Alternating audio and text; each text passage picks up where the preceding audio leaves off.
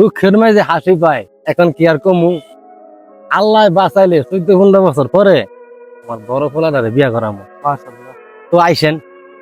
আচ্ছা, আপনার ছন্দ কি আপনি পাইছেন? এখানেও ছন্দ মিলে আলাইছেন। তো কি করবো?